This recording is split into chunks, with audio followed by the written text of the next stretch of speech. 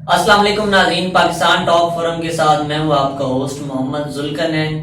ناظرین، آج کی شعری نشست میں ہمارے ساتھ سرگودا کے نوجوان شاعر اسامہ منیر موجود ہیں، جن کا تعارفی شعر یہ ہے کہ میرے جیسے فقیروں کو تیری رونق سے کیا مطلب، میرے جیسے فقیروں کو تیری رونق سے کیا مطلب، میرا تو رب بھی تنہا ہے، یہی ہے شان تنہائی۔ اسامہ منیر، کیسے ہیں آپ؟ الحمدللہ ذوالقرنین بھائی، میں آپ کا شکریہ ادا کرنا چاہوں گا کہ آپ نے مجھے پاکستان ٹاک فورم میں دعوت دی اور مجھے موقع دیا کہ میں اپنی آواز سامعین تک پہنچا سکوں، عوام تک پہنچا سکوں۔ اس کے لیے میں بے حد آپ کا شکریہ ادا کرتا ہوں۔ بہت شکریہ، بہت شکریہ۔ اچھا، چھوٹی سی عمر میں آپ ماشاءاللہ شعر لکھنا شروع کیا آپ نے، تو اس کے پیچھے کیا وجہ تھی کہ آپ اس شاعری کی طرف راغب ہو گئے؟ ایکچولی بچپن سے لے کر اب تک مجھے ریئلٹی پسند نہیں آئی۔ میں حقیقت کو میں جانتے ہوئے بھی کہ یہ حقیقت ہے، میں اسے ایکسیپٹ نہیں کر پاتا تھا۔ ٹھیک ہے، ابھی بھی میرے ساتھ یہی ایشو ہے، اور اسی لیے میں نے چاہتا ہوں کہ میں معاشرے سے بھاگوں، اس لیے ریئل ورلڈ سے بھاگ کے میں نے لاشعور میں بنا لینا چاہتا ہوں امیجنیٹو ورلڈ، جسے ہم آئیڈیلزم کہہ سکتے ہیں، کہ ہر چیز پرفیکٹ ہو، ہر چیز ہمارے اکارڈنگ ہو، بے بسی نہ ہو، جہاں پر ہر چیز اپنے اختیار میں ہو۔ اور پھر اسی طرح جب میں امیجنیٹو ورلڈ میں نے رہنا شروع کیا، پھر اکثر ایسے ڈفرینٹ یونیک خیالات آتے تھے، پھر انہیں آہستہ آہستہ جب میں نے لفظوں کا لبادہ پہنایا تو وہ شاعری کی صورت میں کاغذ پر اترنا شروع ہو گئے۔ بالکل بالکل۔ اچھا، پاکستان ٹاک فورم پر جو آپ نے منتخب شاعری کی اپنی پیش کرنے کے لیے، وہ ہمارے سامعین کو سنائیں۔ پہلے تو میں ایک اپنا شعر پیش کرنا چاہوں گا جسے آپ کہہ سکتے ہیں کہ عوام نے، یونیورسٹی اسٹوڈنٹس نے اسے میرا سگنیچر مارک بنا دیا اور بہت پسند کیا جاتا ہے۔ خدا نے فرصت ہستی میں دل لگی کے لیے، واہ واہ، خدا نے فرصت ہستی میں دل لگی کے لیے اسیر کر دیا منظر میں بے کراں دریا۔ اور اس کے علاوہ دو مزید مجھے شعر یاد آ رہے ہیں۔ جب سامنے وہ آئے تو ایسا کروں گا میں، واہ، جب سامنے وہ آئے تو ایسا کروں گا میں، اس بار اس کے عکس کو چھو کر رہوں گا میں، واہ، میں اس کو لینے آؤں گا دریا کے پار بھی، میں اس کو لینے آؤں گا دریا کے پار بھی، صحرا میں اڑتی دھول کا پیچھا کروں گا میں۔ واہ واہ واہ۔ اور میں اپنے شہر کا افسر ہوں اس لیے سارے، میں اپنے شہر کا افسر ہوں اس لیے سارے نہ چاہ کر بھی میری ہاں میں ہاں ملاتے ہیں۔ واہ واہ واہ واہ، کیا بات ہے، کیا بات ہے۔ میں اپنے شہر کا افسر ہوں اس لیے سارے نہ چاہ کر بھی میری ہاں میں ہاں ملاتے ہیں۔ اور کچھ مزید اشعار یاد آ رہے ہیں کہ مجھے تو خود یہی لگتا ہے نامکمل ہوں، مجھے تو خود یہی لگتا ہے نامکمل ہر ایک ہوں، کو یہی لگتا ہے، مجھے تو خود یہی لگتا ہے نامکمل ہوں، مگر یہ فوٹو مکمل بتا رہی ہے۔ واہ واہ واہ، کیا اچھا خیال ہے، کیا اچھا خیال ہے۔ مجھے تو خود یہی لگتا ہے نامکمل ہوں، مگر یہ فوٹو مکمل بتا رہی ہے مجھے۔ میں جانتا ہوں میرے گھر تو کس طرح پہنچا، میں جانتا ہوں میرے گھر تو کس طرح پہنچا، ہوائے دشت مسلسل بتا رہی ہے مجھے۔ وہ ایک دفعہ میرے اندر اترنا چاہتی تھی، وہ ایک دفعہ میرے اندر اترنا چاہتی تھی، اتر کے دیکھا تو جنگل بتا رہی ہے مجھے۔ وہی میں جس سے کبھی بات بھی نہیں کرتا، وہی میں جس سے کبھی بات بھی نہیں کرتا، تمام بزم میں پاگل بتا رہی ہے مجھے۔ اور مزید کچھ اشعار ہیں کہ منظر میں اس کے عکس سے رنگت ملائی تھی، منظر میں اس کے عکس سے رنگت ملائی تھی، پھر میں نے رنگ رنگ میں وحشت ملائی تھی۔ کیا بات، کیا بات۔ منظر میں اس کے عکس سے رنگت ملائی تھی، پھر میں نے رنگ رنگ میں وحشت ملائی تھی، کچھ شک نہیں ہے حلقہ یزداں پہ غالباً، کچھ شک نہیں ہے حلقہ یزداں پہ غالباً، شیطان نے سب کی خاک میں شہوت ملائی تھی۔ واہ واہ واہ، کیا بات ہے، کیا بات۔ کچھ شک نہیں ہے حلقہ یزداں پہ غالباً، شیطان نے سب کی خاک میں شہوت ملائی تھی، بالکل بھی التفات یا چاہت نہیں تمہیں، بالکل بھی التفات یا چاہت نہیں تمہیں، تو کیسے تم نے خط میں محبت ملائی تھی؟ کیا بات کیا بات. بالکل بھی التفات یا چاہت نہیں تمہیں، تو کیسے تم نے خط میں محبت ملائی تھی؟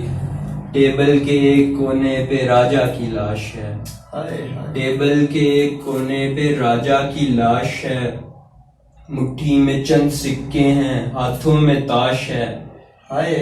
ٹیبل کے ایک کونے پہ راجا کی لاش ہے، مٹھی میں چند سکے ہیں، ہاتھوں میں تاش ہے.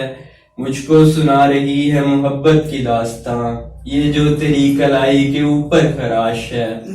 مجھ کو سنا رہی ہے محبت کی داستاں، یہ جو تیری کلائی کے اوپر خراش ہے. نہ پوچھ اس کے بارے میں اتنی پہیلیاں، نہ پوچھ اس کے بارے میں اتنی پہیلیاں، میں جانتا ہوں تجھ کو وہ تجھ پر بھی فاش ہے. چنے اٹھ جاتی گاڑی کا ماتھا بتائے گا، چنے اٹھ جاتی گاڑی کا ماتھا بتائے گا، اس بار میرے روپ میں سروت کی لاش ہے. چنے اٹھ جاتی گاڑی کا ماتھا بتائے گا، اس بار میرے روپ میں سروت کی لاش ہے. ویسے یہ سروت کا تذکرہ یہ کہیں اور نہ لے جائے آپ کو، اللہ کرے.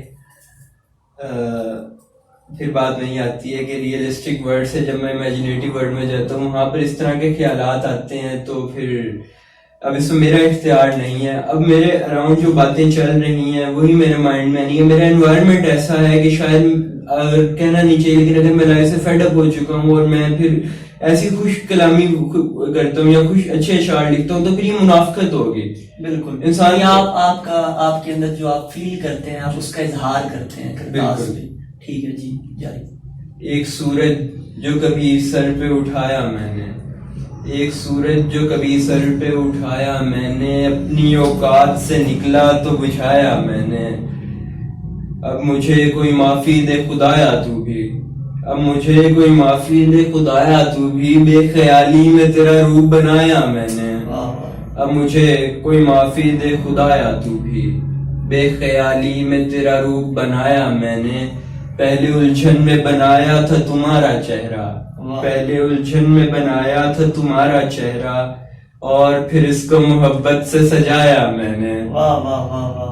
پہلے الجھن میں بنایا تھا تمہارا چہرہ، اور پھر اس کو محبت سے سجایا میں نے.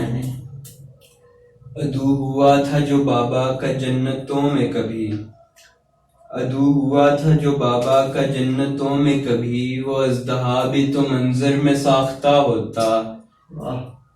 یہ بار بار عبادت کی مصلحت کیسی، حل ایک دستے دعا سے معاملہ ہوتا. یہ بار بار عبادت کی مصلحت کیسی، حل ایک دستے دعا سے معاملہ ہوتا. اگر چراغ نہ ہوتے تو روشنی ہوتی، اگر چراغ نہ ہوتے تو جاگنا ہوتا. ہر ایک سے پوچھتا پھرتا ہوں میں پتا اس کا. اختتامی اشعار ہیں چند. جی جی. ہر ایک سے پوچھتا پھرتا ہوں میں پتا اس کا، ملے گا کوئی تو لوگوں میں آشنا اس کا. اسے نثر میں بھی لکھنا رہا نہیں ممکن. آئیڈیلزم. جی جی.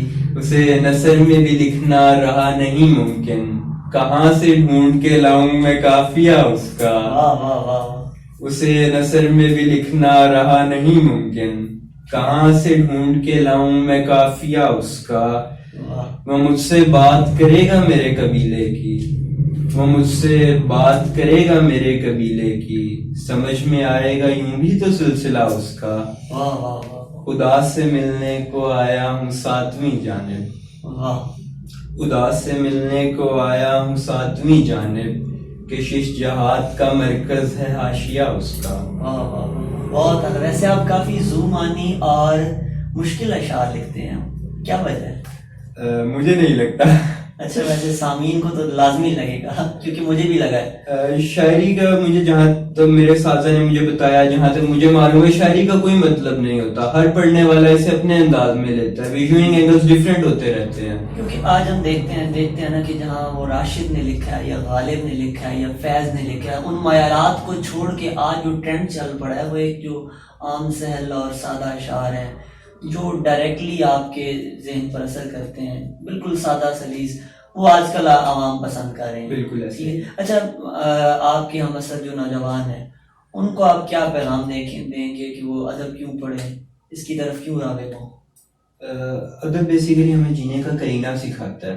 اگر کوئی شخص کہے کہ میں ادب کو نہیں پڑھنا چاہتا یا اس سے فرار حاصل کرنا چاہتا ہوں, ہو سکتا ہے زندہ رہ لے, زندگی گزار لے, سکسیسفل بھی رہے, پیسہ بھی کما لے, لیکن جو زندگی کا اصل لطف ہے, جو اصل چیز ہے کہ زندگی کا اصل سکون وہ ادب میں ہے. اب ہمیں بیسیکلی جو ادب سے سب سے بڑا پیغام ملتا ہے وہ محبت کا ہے, اور محبت کے بغیر تو زندگی ادھوری ہے. جس نے محبت کا مزہ نہیں چکھا اس نے پھر کچھ دیکھا ہی نہیں. ٹھیک ہے جناب, آج کی اس نشست کو یہیں ختم کرتے ہیں. آپ کی تشریف آوری کا بے انتہا شکریہ.